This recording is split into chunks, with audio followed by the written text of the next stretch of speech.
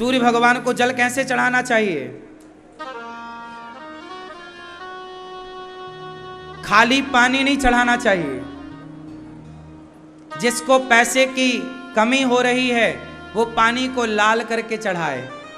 लाल मतलब कुमकुम, हल्का सा उसमें चंदन या कुमकुम मिलाए और लाल पानी चढ़ाए। इससे धन धान्य की वृद्धि होती है, धन धान्य बढ़ता है। यदि पति पत्नी के रिश्तों में खटास है, कोई दिक्कत जा रही है, लड़ाई झगड़ा ज्यादा है, तो पानी को मीठा कर लेना चाहिए, गुड़ डालना चाहिए। गुड़ डालकर मीठा पानी सूर्य भगवान को चढ़ाने से रिश्तों में मिठास आती है, रिश्ते सुधरते हैं। तो सूर्य भगवान को मीठा पानी रिश्तों के लिए और लाल पानी धन धान्य के लिए। सादा पानी तो है, आप चढ़ा ही रहे। सादा पानी सादगी के लिए है। सादा जीवन, उच्च विचार चाहिए तो सादा पानी। कुछ धन धान्य में बढ़ोतरी चाहते हो तो लाल, रिश्तों को बढ़िया चाहते हो तो गुड़, मीठा पानी चढ़ाओ। सूर्याय नमः क्या बोलोगे? सूर्याय नमः क्या बोलोगे? सूर्याय नमः, आदित्याय नमः, भौमाय नमः, खगाय नमः, मित्राय नमः, भास्कराय नमः।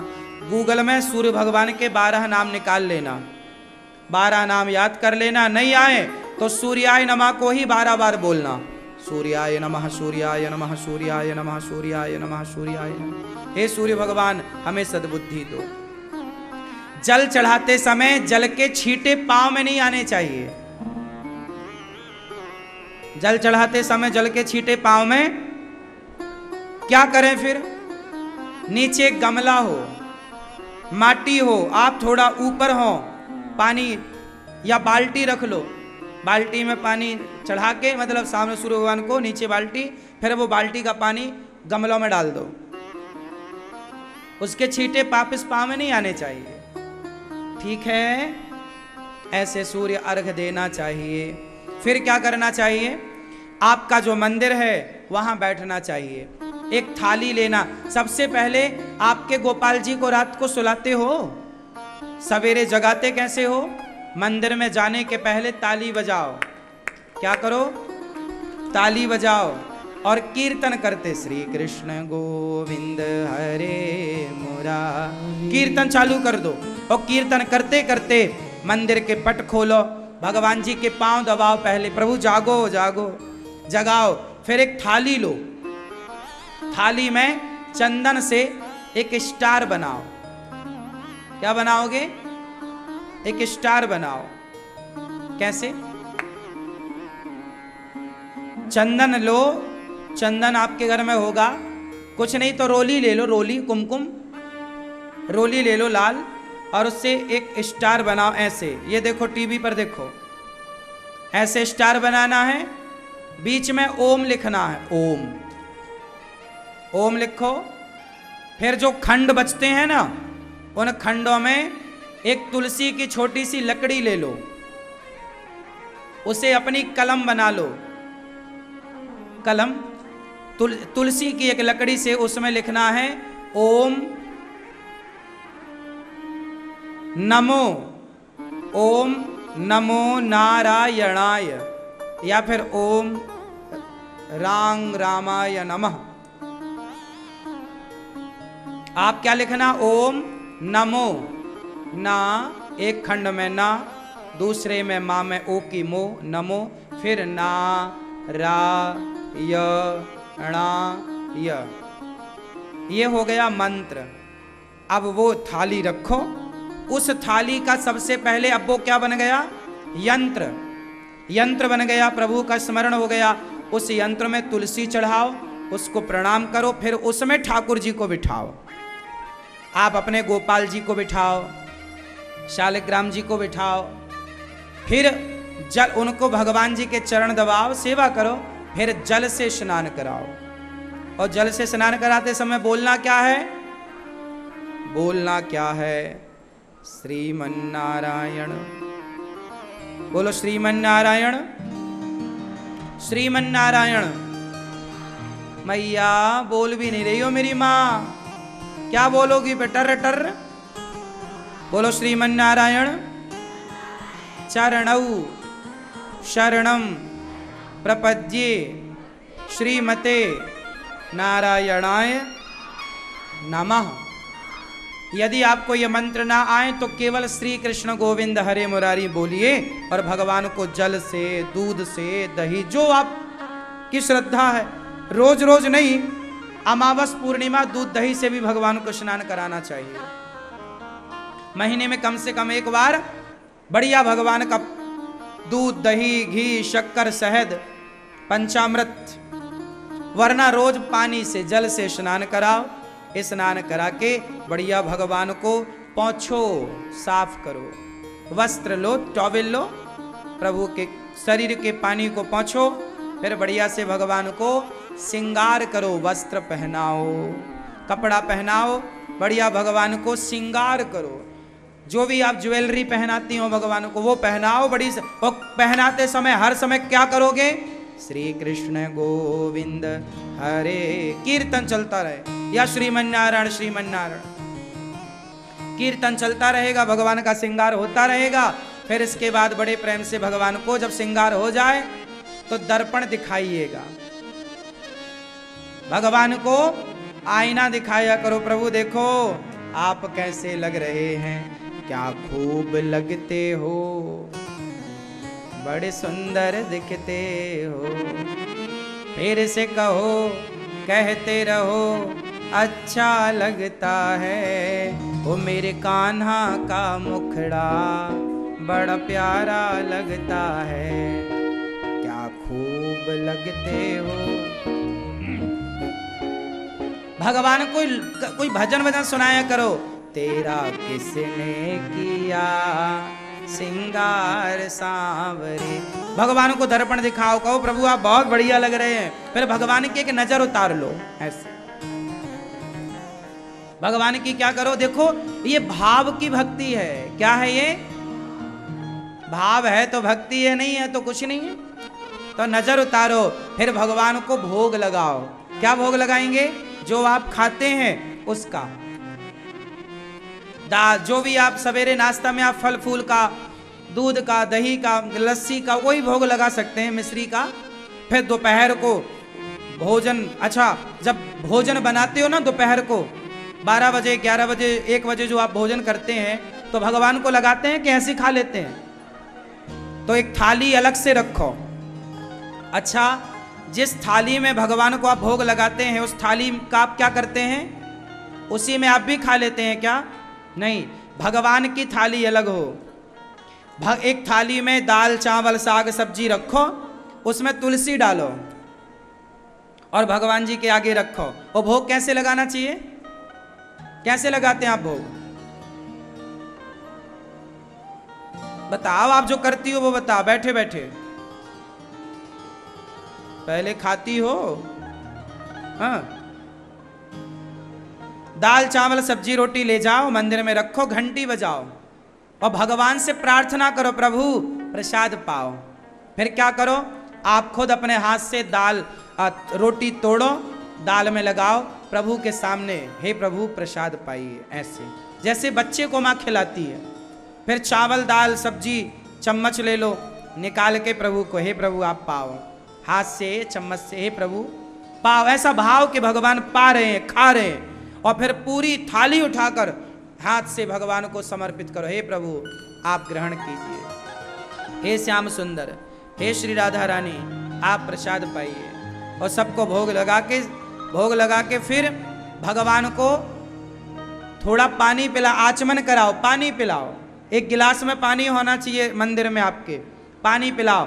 फिर एक कपड़ा हो, कपड़ा से भगवान का मुंह पोंछो, इस तरह से, ऐसा भाव बनाओ कि हम भगवान का मुख पोंछ रहे, इस तरह से, है ना। हो गया, भोग लग गया। फिर वो थाली ले जाओ अपनी रसोई, दाल को दाल में मिला दो, चावल को चावल में मिला दो, रोटी को रोटी में मिला दो, पूरा भोजन बन गया प्रसाद। वो प्रसाद अपने बच्चों को खवाओ, वो अपने पति को बिना भोग लगे आप ना खाओ ना खिलाओ। जो बने पहले भगवान जी का, घर में आपके आम आया है तो आम भी पहले काट के भोग लगाओ। दोपहर को आया और अब आपने भोजन कर लिया, भोग लगा दिया, और तभी आपको आम आया, शाम को 4 बजे आप आम खा रहे हैं, तो आम काट के पहले 4 बजे भोग लगा दो, प्रभु आप पाओ पहले भगवान जी का। बस बात इतनी हो कि आप पवित्र हो। भोग लगाते समय क्या होना चाहिए? पवित्रता। कैसी पवित्रता? कि आप लघु शंका जाओ तो 4 कुल्ला कर लिया करो, हाथ पांव धुल लिया करो, फिर आप पवित्र हो। शौच करने जाओ तो नहाओ। यदि आप शौच करने के बाद स्नान करते हैं, पूरा कर चुके हैं, तो आप अर्ध स्नान कीजिए, कपड़े पूरे गीले कीजिए। शौच करने के बाद स्नान, लघु शंका करने के बाद 4 कुल्ला यदि आप करते हैं तो आप पवित्र हैं। फिर आप भोग लगाने के अधिकारी हैं शाम को 4 बजे भी। और आप शौच करने गए और नहाए नहीं तो आप अपवित्र हैं। ऐसी अपवित्रता से नेगेटिविटी आती है। ऐसी अपवित्र शौच करने जाओ तो नहाने का नियम बनाओ, सबको बोलो, बच्चों को भी सिखाओ, आप भी, पति भी, सब। कोई बूढ़ा है, बुजुर्ग है, बच्चे और बूढ़ों के लिए दोष नहीं होता। बच्चे तो माँ की गोद में ही छिछी सुसु कर देते हैं, उसका दोष नहीं है। पर जब आप बड़े हैं, बच्चे बूढ़ों का दोष नहीं होता। कोई बूढ़ा असमर्थ बिस्तर पे ही पड़ा है, वो मलमूत्र बिस्तर पे ही कर, उसका दोष नहीं है भाई, ठीक है। पर आप पवित्रता से रहें, ठीक है। किस किस को बात समझ में आ रही है? तो भगवान को भोग लगाने के बाद बड़े प्रेम से भगवान जी को भोग लगाओ, फिर प्रार्थना करनी चाहिए।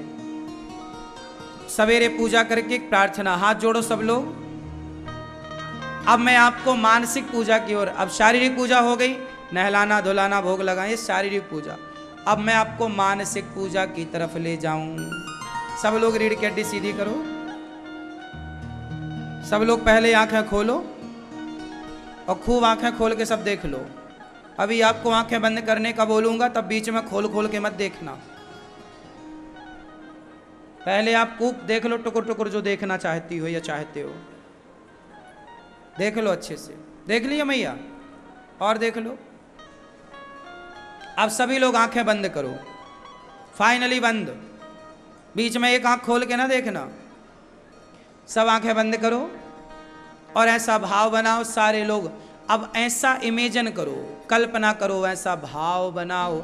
अब ये भाव की भक्ति स्टार्ट की आपने, मानसिक पूजा। अब ये मन से पूजा करना है। अब चलो सारे लोग ऐसा भाव बनाओ, हम गिरिराज जी की परिक्रमा लगा रहे हैं। सब लोग चलो गिरिराज जी, ऐसा भाव बनाओ, हम गिरिराज जी की परिक्रमा लगा रहे हैं, गिरिराज जी का दर्शन कर रहे हैं। सब लोग अब ऐसा भाव बनाओ, हम गिरिराज जी की परिक्रमा पूजा करके वैकुंठ जा रहे हैं, जहाँ माता लक्ष्मी जी भगवान श्रीमन नारायण के चरण दबाती हैं।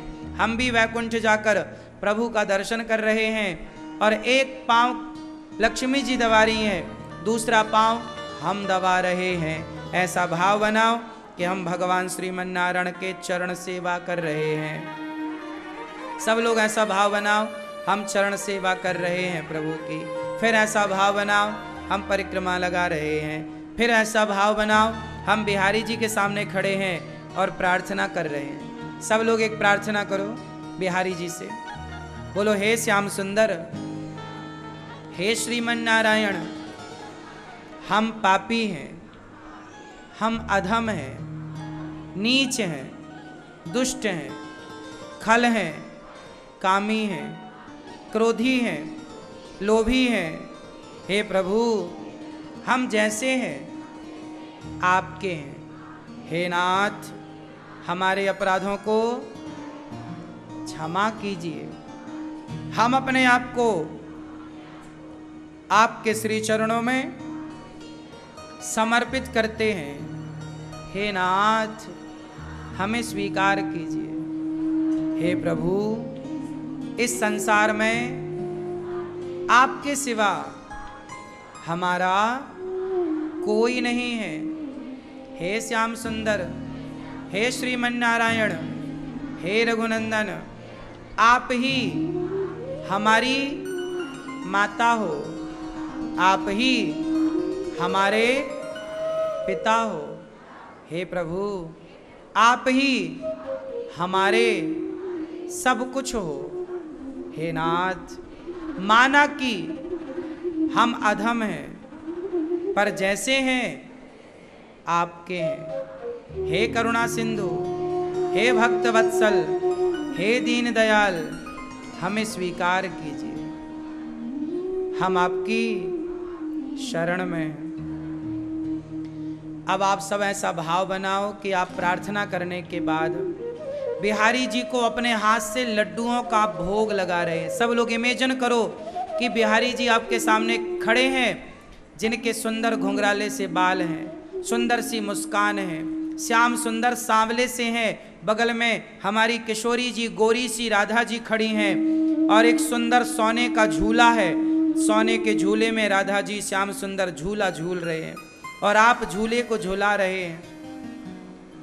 अब आप ऐसा भाव बनाओ कि आप अपने हाथ से लड्डुओं का भगवान जी को भोग लगा रहे हैं।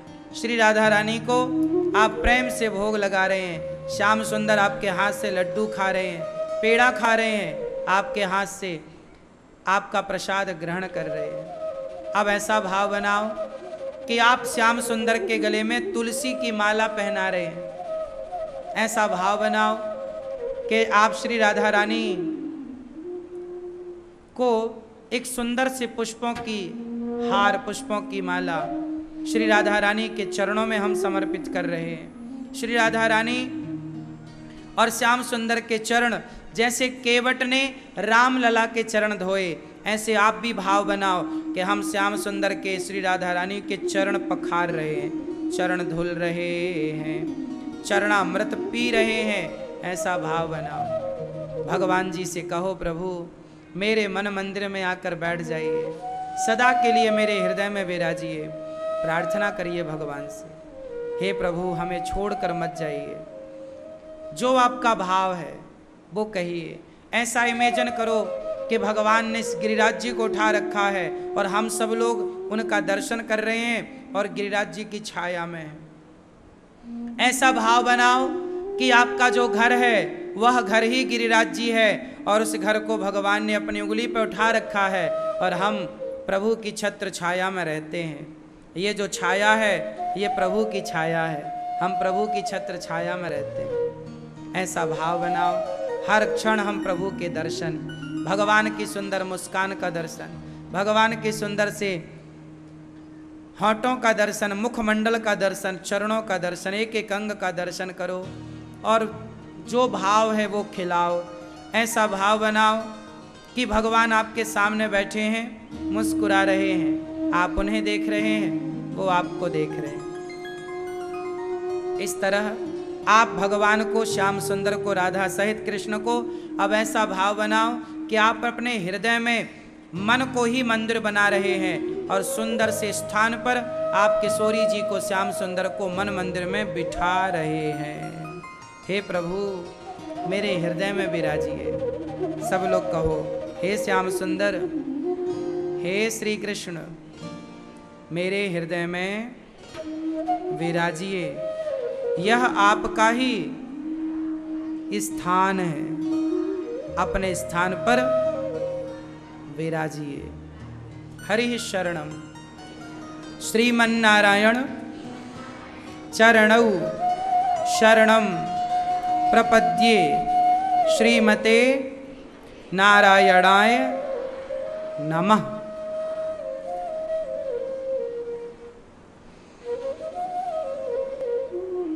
अब आप सब लोग धीरे धीरे अपनी आंखें खोल लीजिए।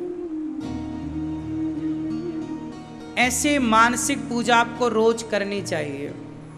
5 मिनट भी नहीं लगा और आपने बैकुंठ जाके प्रभु के चरण भी दबा लिए, बिहारी जी को लड्डू भी खवा दिए, बिहारी जी के चरण भी धुल लिए, मन मंदिर में भी बसा लिया, बात भी कर ली।